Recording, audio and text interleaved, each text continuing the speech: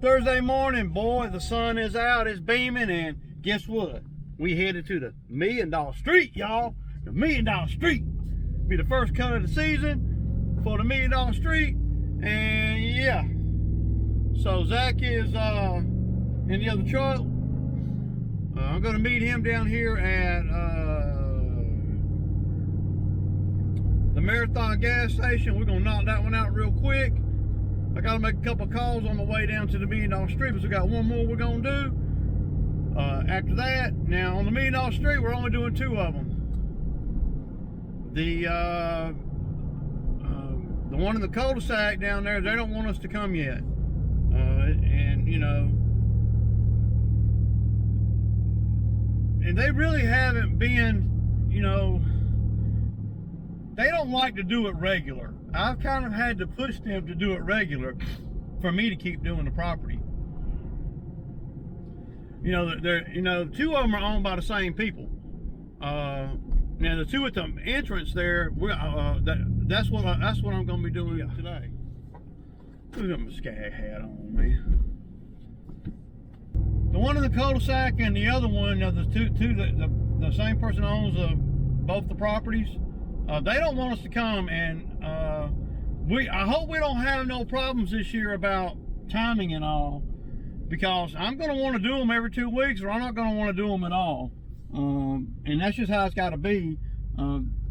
They just don't, I don't know, you know, everybody doesn't put a lot of importance on the lawn, on their lawn.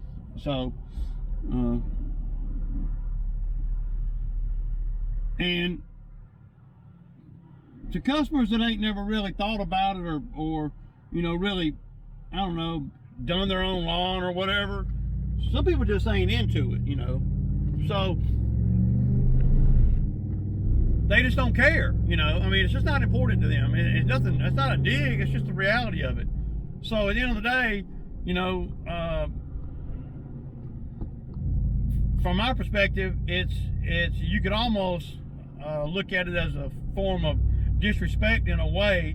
But they're really not. It's just not important to them. When they look out the window and they don't see the grass ain't, you know, ankle high, knee high, it don't need it.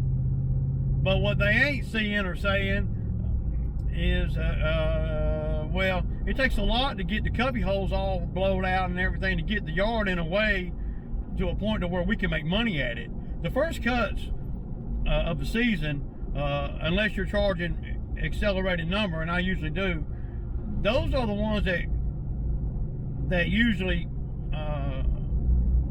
well, they take the longest, because you're cleaning up everything from Thanksgiving to now. All the storms, all the rain, all the, you know, twigs and sticks and everything that's falling on the property. You're trying to get it up to where you can just come over there and maintain the lawn, you know. But to some customers, when they look out there, the lawn doesn't look like it needs cutting. There's leaves everywhere, there's a mess everywhere, but the grass don't need cutting. That's what she told me. And I come back and I told her, look, you know, there's a lot more to it than just cutting the grass, you know. And she said, well, we're going to skip this time. And I'm like, okay. So I hope this is not something that they think they're going to do and keep me doing it. They can do whatever they want to do, right? But they're not going to be able to skip rotations and stuff and keep me doing the properties, you know. And I think that, and I've been doing the properties for a couple seasons now, you know, those 2 properties. And I've been doing the other 2 for about 8 years. But, you know, they're not going to be able to have me do that property, you know, those 2 properties when they get ready. I'm not going to be willing to do that. They'll have to find somebody else. And see, that's bad business for me, but, you know, I don't know what else I can do. I'm not going to do those properties every month. So, and this will be the 3rd season, so the last 2 seasons, they pretty much have done it every 2 weeks throughout the season, you know. But they're starting off this season, and I know they're a mess. I know they are. I mean, dude. I mean, there's not a mess, you know, the grass is just not growing. So not only are we going to have to cut super tall grass when we do go, but we're going to have to do the cleanups, you know, pretty much too. And, you know, I don't know, man. You got to take those customers with the other customers, but if they don't want to, if she's not going to fall in line and have me do it every 2 weeks when I do the other 2 properties, then they'll have to find somebody else, man. I'm dead serious too, because their properties are bad, and that was the problem before they hired me. Is, you know, every landscaper, you know, a lawn maintenance person would want to do those properties if they got the equipment, because the money's pretty good, you know. But usually there's a reason why a yard gets in disarray on $1 million properties, and it's usually about money or the timing, usually, you know. So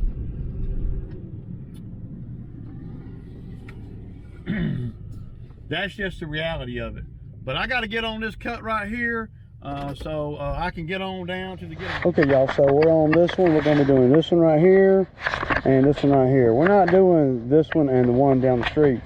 But y'all see, you look up around the house right there, you can kind of see how bad everything is. This is a yard they definitely don't treat. So, yeah. So I'm thinking to get the weed eater and go down this driveway and start weed eating all around the front of the house. I mean,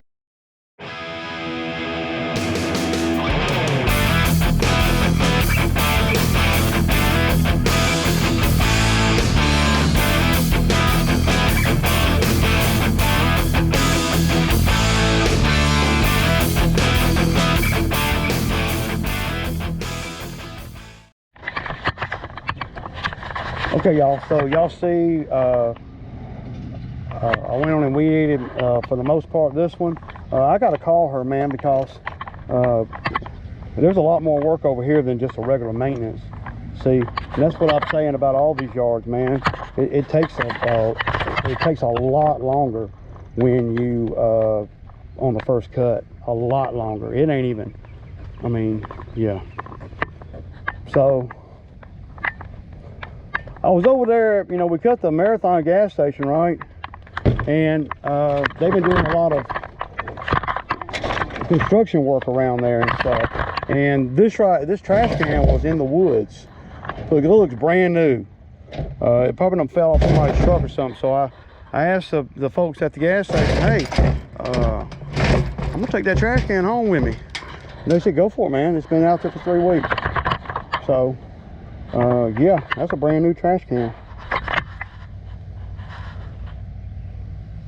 So a big shout out to the hitch folks here.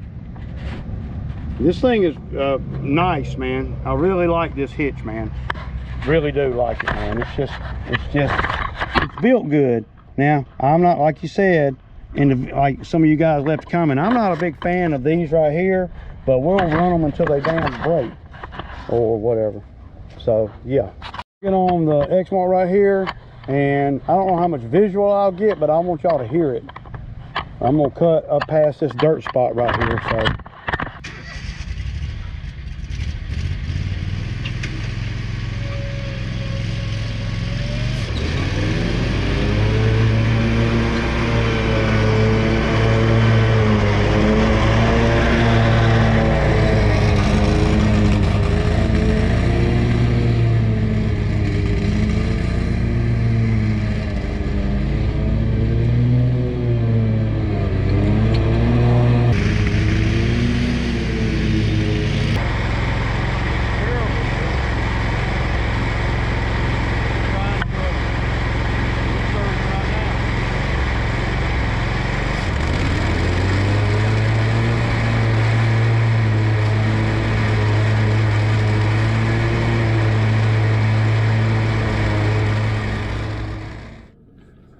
okay, y'all, so this mower surging off the muscle, man. It's surging bad too, man.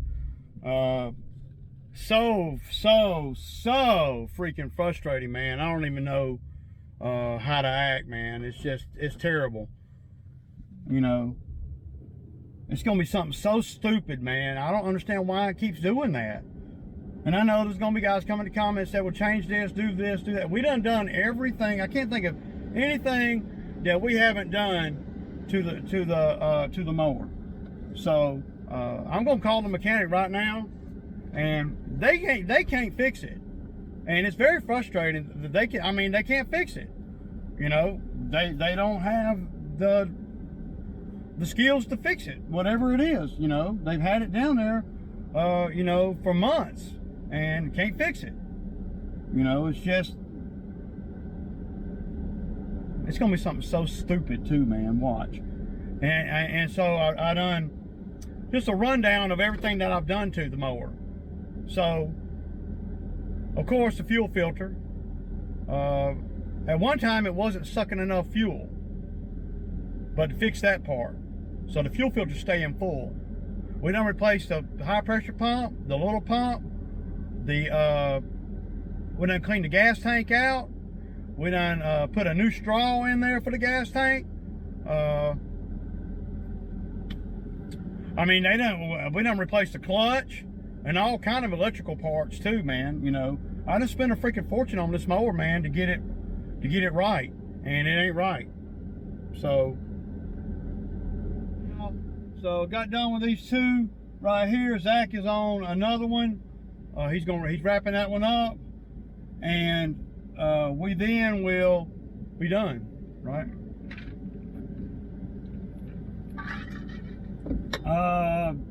Yeah, I like the versatility of the Milwaukee handheld sprayer, y'all. I really do. It's pretty nice, man. The versatility is awesome. You can put it on the front of the mower with you, and dude, you're gold. So I sprayed both these properties, man. So I charge $50 per property to spray, and that not only did that help us with our time today, but it also helped us with our time next time. Because if I spray, that means we didn't weed eat, you know, in the beds or nothing. So wherever I sprayed at, we didn't have to weed eat. So yeah, you can't beat that, man. Yeah. Hey man, the belt broke over here. You want me to push another rest? Yeah, how much more you got? I mean, the main front, but that's pretty much it. I can push it. Okay. Can you get... I gotta push the dish and over the side of the house where all the extra stuff is. You know, against the fence. I mean, it ain't gonna... So I've already left. I just now left the other one. Yeah, there's a reason why that belt come off, man. I don't know what it is, but I'm going to have to look at that mower. It's always something, man. So, hell, the damn belt for that Scag's about $130, man. It ain't cheap, man. It's probably about the third belt I done put on the mower in 500 hours.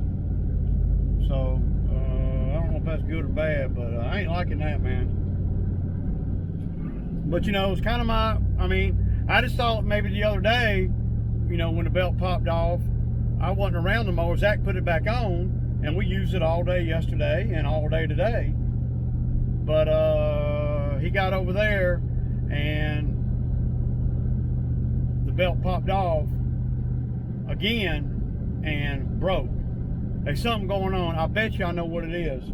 I bet you there's a sweet gum ball in the pulley. You get a lot of that this time of year down here where I'm at. But man, at the end of the day, y'all, there's so many things that can go wrong out here, and so many things you have to think about and remember, and all that. It's unnerving, man, to be honest.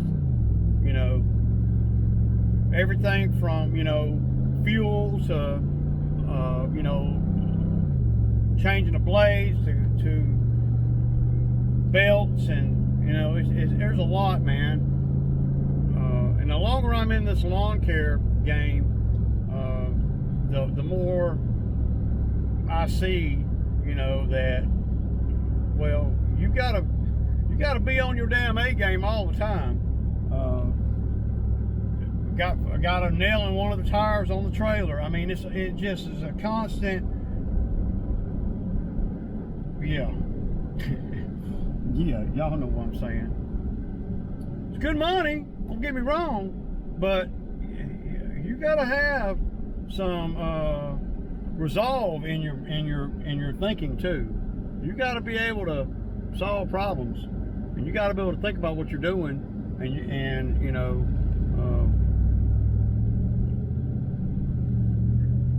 like for instance, I can't get a belt today unless I go all the way over to the dealer.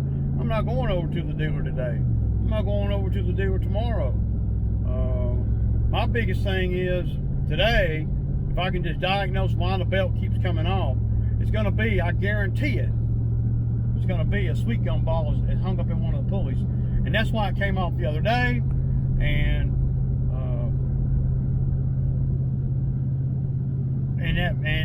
you know, we got lucky the other day that it didn't break the belt. Usually, not all the time, but in my luck, usually when a belt pops off on one of these mowers, it's the belt breaks.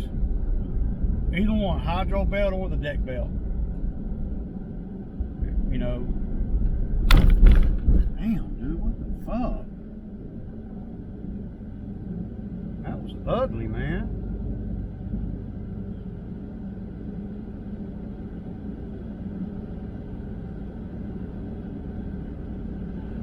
I'm glad Zach had the push mower with him, and he could wrap it up over there. It won't. I mean, he could push that whole lawn in 25 minutes probably. Tomorrow, you know, before we use it hardcore again, before I put a new belt on it, I'm gonna go through it. I have had these belts break or come off. Usually, what happens is they come off and then they break. That's usually what happens. Most of the time, not all the time, but most of the time. Every now and then you'll get lucky. So I you know, in my early years, a belt would break. Now I'd go buy another belt, throw it on there, right? And then it'd break that one too because, well, it would pop off because of something else, not the belt. So it'd pop off and break another one. I've had that happen before, from a pulley seizing up to something that you just can't see or whatever, holding the thing up, or yeah, I've even broke a belt, put the belt on wrong. So been there, done all that there, y'all. Yeah. So, but I know the belt was on there correctly because I looked at it. Zach put it back on correctly, and we used it all day yesterday as well. So, but a lot of times those sweet gum balls, they'll get hung up in one of them pulleys, and it'll be flopping the belt, and then it just got to flop, you know, just at the right, maybe you hit a bump or something, and you jolt the machine and it flop at the same time, and it'll pop off, and then bam, the belt's gone. I was very surprised that the belt came off the other day and it didn't break. I do not have an extra belt for the Scag. I don't. Hooray! You ought to have extra belts. Well, the last time I bought a belt for the Scag, they only had one, and I bought it. And now I do got a couple of X-Mark belts. But what I like about the X-Mark and having the same brand is everything's interchangeable, right? If one mower goes down, then you can, you know, pull apart, man, if you had to, you know.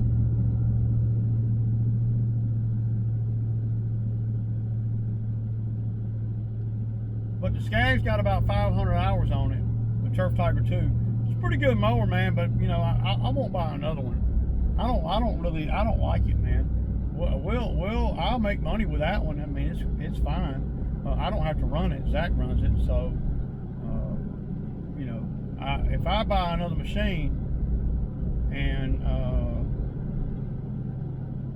probably going to be an X-Mark, but I'm not opposed to Hustler and Ferris and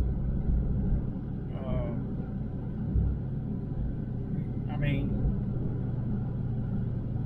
I would, or Grasshopper, I would, or even Bad Boy. I would buy a Bad Boy mower before I bought another Scag. I would. From the Bad Boy mowers, they I mean, they're built great, man. So So is Ferris, and so is Hustler. Scag's just not that great of a mower to me. It don't. I mean, it just, you know, you got to be. I mean, you know, it's not that versatile. Put it that way. I can make money with it, of course. I better be able to. It's not 16. It's $15,000. I better be able to make money with that mower. But it ain't. It ain't. Yeah. Somebody was saying to me that, you know, that 25 horsepower is all I really need for the stuff that I do. Well, it's funny that you say that. Whoever said that. It's funny that you say that.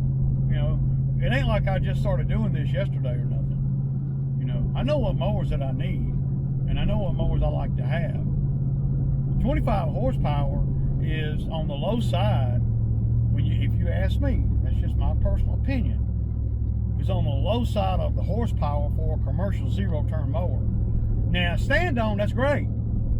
You know, but but stand-on's a lot lighter.